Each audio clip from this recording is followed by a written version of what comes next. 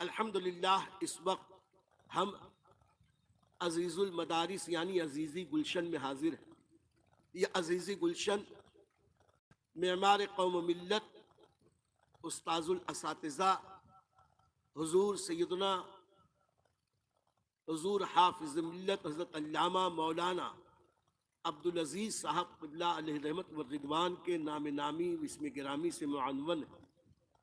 اس لیے ہمارا حق بنتا ہے کہ ان کے عرس پر تھوڑی دیر خراج عقیدت پیش کریں۔ ہم نے ختم قادریہ شریف پڑھا، اس کے بعد ختم خواجگان کا کچھ ذکر کیا، اور پھر ذکر الہی کی محفل جو ہمارے سلسلہ قادریہ برکاتیہ رضویہ کے بزرگوں نے ہمیں تلقین فرمائی۔ اب تھوڑی دیر انشاءاللہ حضور حافظ ملت کے تعلق سے یہ فقیر عرض کرے گا۔ اللہ تعالیٰ نے اپنے دین کی، اپنے قرآن کی حفاظت کا وعدہ فرمایا، اور اپنے وعدے کو پورا کرنے والی ذات جیسی اللہ کی ویسی کوئی ہو نہیں سکتی۔ اللہ نے اپنے وعدے کو ایفا کرنے کے لیے ہر دور ہر زمانے قرآن کی، اسلام کی، دین اور سنیت کی حفاظت کا ایسا انتظام کیا کہ جب جیسی ضرورت پڑی ویسے خادم دین کو اللہ نے متعین فرما دیا۔ ہم اگر پچھلے 100-150 سال کی تاریخ دیکھیں تو انگریزوں کا آخری دور ہندوستان کے مسلمانوں کے لیے کشاکش کا بڑا سبق آموز، عبرت آموز دور تھا۔ 1857 میں ہندوستان سے مسلم سلطنت کے بقیے ادھیڑ دیے، مغل سلطنت کی بساط لپیٹ دی گئی۔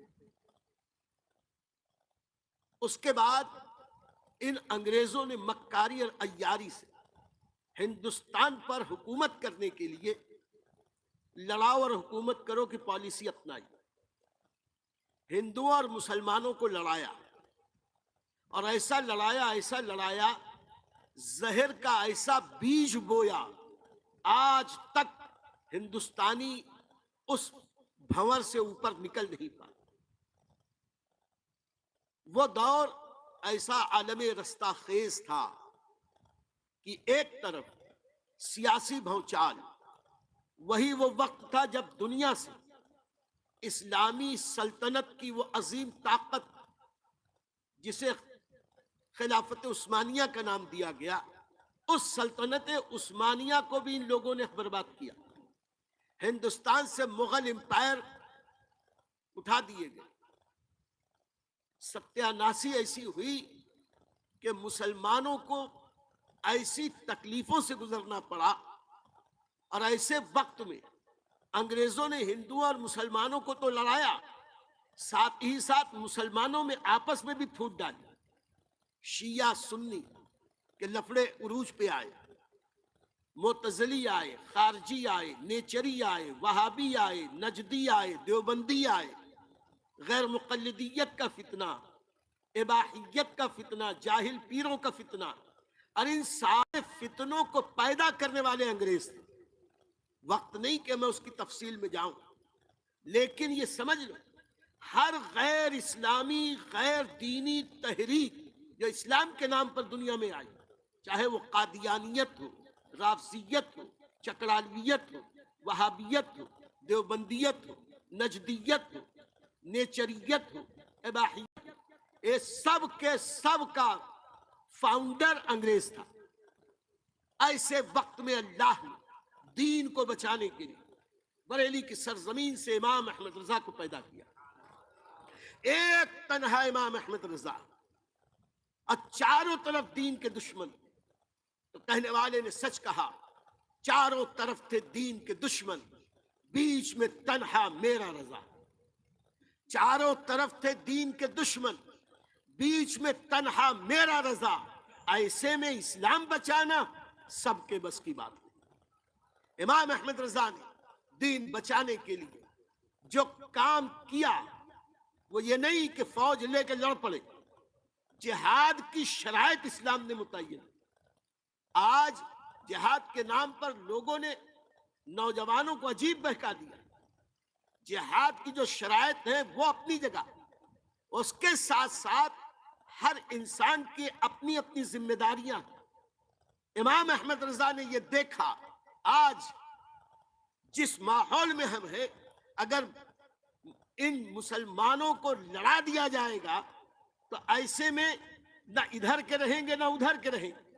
امام احمد رضا نے حالات کی نبض کو ٹٹولا اور انہوں نے بہتر جانا کہ میں کتابیں لکھوں. اسلام کی حفاظت کے لیے انہوں نے ہزاروں صفحات لکھ دیے، ہزاروں صفحات. آج یہ لائبریری آپ دیکھ رہے ہیں، اس لائبریری میں میرا اپنا وجدان کہتا ہے 80% فیضان تنہا امام احمد رضا کا. یہ اتنی وسیع لائبریری آپ دیکھ رہے ہیں.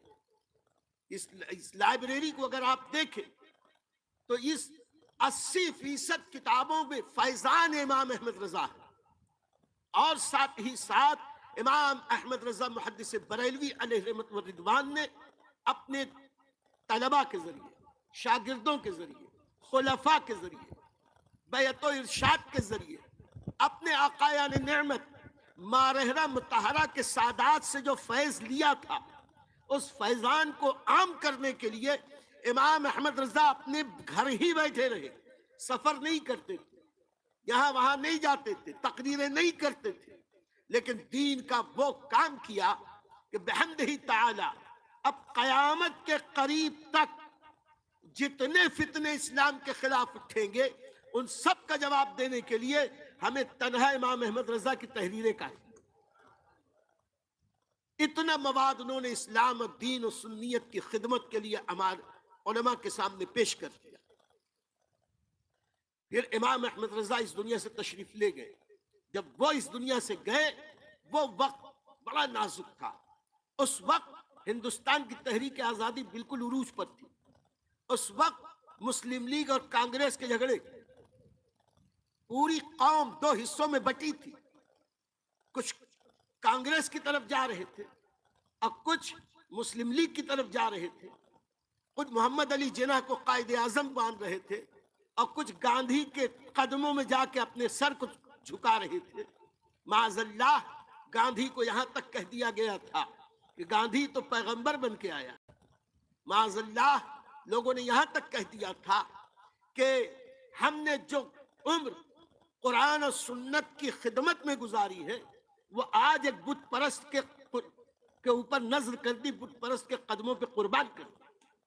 اس گاندھی کو مسجدوں کے منبر پر بٹھا کے تقریریں کرائی گئی، تلک کی ارتھی اٹھائی گئی، قرآن اور گیتا کو ایک پالکی میں رکھ کے اس کا جلوس نکالا گیا، اور اس طریقے سے غیر اسلامی عجیب عجیب حرکتیں ہوئی. اس وقت ایسا ماحول تھا کہ کوئی کسی کی سننے کو تیار نہیں تھا.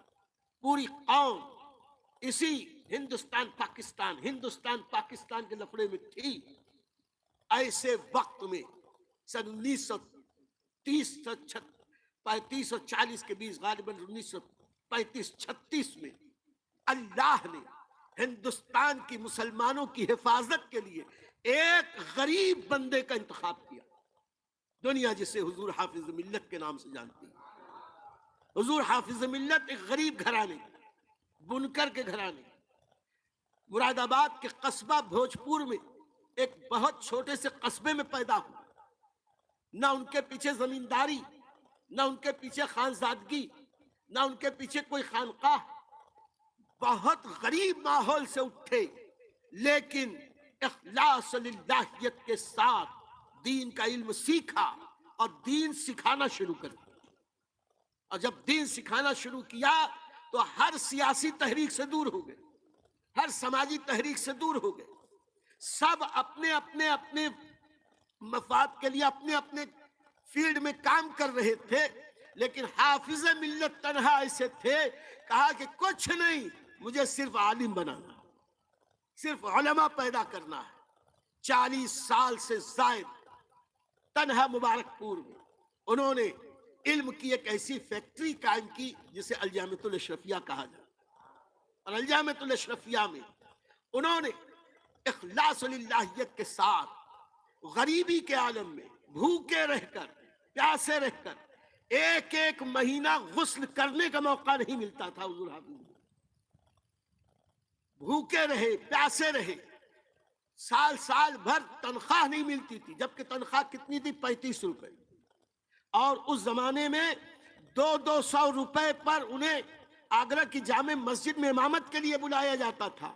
کہتے تھے وہاں جاؤں گا تو خالی مسجد کا امام رہ جاؤں گا، مجھے یہاں رہ کے دین کی خدمت کرنی۔ اور پھر انہوں نے جب دین کی خدمت کرتے کرتے اتنی خاموشی سے پیری مریدی نہیں کی، دعا تعویذ نہیں کی۔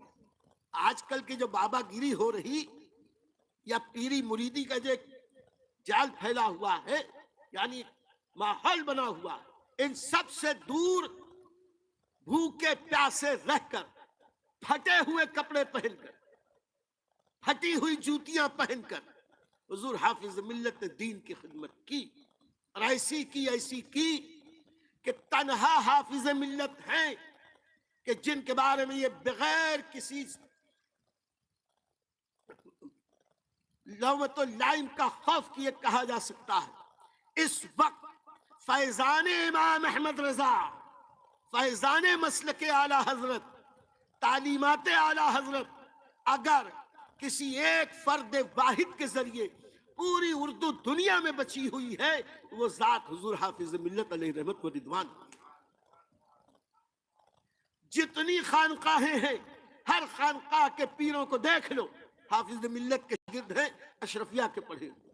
اور آج پوری دنیا سنیت میں جتنے علماء، صوفیاء، پیر، فقیر جتنے ہیں، سب کے استاذ الکل فی الکل، براہ راست بالواسطہ یا بلا واسطہ، سب کے استاذ حضور حافظ ملت ہیں۔ اور حضور حافظ ملت نے ہی تکلیف کے ماحول میں، غربت کے ماحول میں، انگریزوں کے جکڑن کے ماحول میں، اور ہندوستان آزاد ہوا تو جو پاکستان گئے، لیکن یہاں جن کفار و مشرکین کے نرغے میں رہ کر حافظ ملت نے دین کی خدمت کی، واللہ العظیم یہ انہی کا حصہ تھا۔ جیل جانا پڑا، گئے، شکایت نہ کی، فاقہ کشی کرنی پڑی، کی، شکایت نہ کی، کسی کے سامنے ہاتھ نہیں پھیلایا۔ خدا کی قسم، فقیر عزیزی عرض کرتا ہے، فقیری میں بادشاہی کرتے اگر کسی کو دیکھا تو حضور حافظ ملت کو دیکھا، فقیری میں بادشاہی کرتے ہوئے دیکھا۔ دراصل وہ سچے مسلک اعلی حضرت کے ماننے والے تھے۔ ان کے سامنے وہ شعر ضرور تھا کہ کروں مدح اہل دول رضا، پڑے اس بلا میں میری بلا، میں گدا ہوں اپنے کریم کا، میرا دین پارے نہ نہیں۔ کبھی سیٹھوں کی حضوری نہ کی، اور غریبوں کی ایسی دلدہی کی، ان غریبوں کے ذریعے وہ عظیم الشان کارنامہ انجام دیا، بغیر کسی سیاسی طاقت کی مدد لیے، بغیر کسی حکومت کی مدد لیے، بغیر کسی زمیندار کی مدد لیے، غریب غربا کے ذریعے الجامعۃ الاشرفیہ کا یہ قلعہ امت کے حوالے کیا۔ اپنے بال بچوں کے لیے انہوں نے کچھ نہ چھوڑا، اگر کچھ چھوڑا ہے تو ملت کے لیے الجامعۃ الاشرفیہ اور مشن اعلی حضرت چھوڑا ہے، مسلک اعلی حضرت کی وہ باد بہاری چلائی ہے کہ آج پوری دنیا سنیت میں جہاں دیکھو، دنیا رضویت میں جہاں دیکھو، سب کو اس بات کا اعتراف کرنا پڑتا ہے، ہم ہوئے، تم ہوئے کہ میر ہوئے، سب اسی زلف کے اسیر ہوئے۔ حضور حافظ ملت کے تعلق سے دو باتیں اور عرض کر دیں، اس کی تفصیل انشاءاللہ اگلی حافظ ملت کی تقریر میں یہ عرض کرے گا۔ آج علماء کرام کو اس بات کا بہت شکوہ ہے، شکایت کرتے ہیں، کہتے ہیں کیا کریں، ہم غریب ہیں، کوئی مدد نہیں کرتا، ہم ایسے ہیں، ہم ایسے ہیں، ہم ایسے ہیں۔ کوئی مدد کرے تو ہم کچھ کر کے دکھائیں، کوئی ہمارا پشتیبان ہو تو ہم کچھ کر کے دکھائیں، کوئی ہمارا پشت پناہ ہو تو ہم کچھ کر کے دکھائیں۔ لیکن آج حضور حافظ ملت تنہا ایک ایسی ذات دکھائی دیتی ہے کہ دنیا میں کسی کی کوئی مدد نہ تھی، محض اللہ کے بھروسے پر رسول اللہ کی عنایت پر غوث پاک سے مدد مانگتے ہوئے جب وہ میدان عمل میں آئے تو اعلیٰ حضرت کے شعر کے مطابق کہ آنے دو یا ڈبو دو، اب تو تمہاری جانب کشتی تمہیں پہ چھوڑی، لنگر اٹھا دیے۔ ایک جج صاحب سے میری بات ہو رہی تھی، انہوں نے کہا کہ ہندوستان کے سارے اکابرین سر آنکھوں، سب کی عزت بہت ہے میرے دل میں، لیکن میں جتنا متاثر حضور حافظ ملت سے ہوں کسی سے نہیں۔ میں نے کہا کیوں؟ کہا کہ اس لیے کہ حافظ ملت وہ تھے جن کی پشت پناہی میں کوئی طاقت نہ تھی، غریب گھر سے اٹھے، غریب بستی سے اٹھے، ایک چھوٹے سے دیہات سے اٹھے، بڑی عمر میں اٹھے، چرخہ چلاتے ہوئے اٹھے، کرگھا چلاتے ہوئے اٹھے، کرگھا چلاتے ہوئے اٹھے، اور جب دین کی خدمت کی ایسی کی کہ ہندوستان ہی میں نہیں پوری اردو دنیا میں سنیت کا اگر کوئی محافظ کہلایا تو حضور حافظ ملت کہلائے۔ اس کا مطلب یہ ہوا کہ آج اگر ہم یہ شکایت کریں کہ میری کوئی مدد نہیں کرتا میں کیسے کام کروں، میری کوئی مدد نہیں کرتا میں کیسے کام کروں، اسے چاہیے کہ وہ اپنا رول ماڈل حضور حافظ ملت کو بنا دے۔ حافظ ملت کو رول ماڈل بناؤ، دین کی خدمت کرو گے، اور اسی دین کی خدمت کا صلہ ہے کہ اللہ نے قرآن میں فرمایا ان الذین آمنوا وعملوا الصالحات، بے شک وہ لوگ جو ایمان لائے نیک اعمال کرتے رہے، سیجعل لہم الرحمن ودا، اللہ ان قریب ان کے لیے محبت کر دے گا، انہیں درجہ محبوبیت پر فائز کرے گا۔ بحمدہ تعالی حضور حافظ ملت کی ولایت کو، ان کے علم کو، ان کے مقام کو پہچانوانے اور منوانے کی ضرورت نہیں ہے۔ جو مفتی فتویٰ نگاری کرے گا، جو عالم علم کے دریا بہائے گا، ان سب پر اس زمانے میں اردو دنیا میں حضور حافظ ملت کا احسان کام کرتا رہے گا۔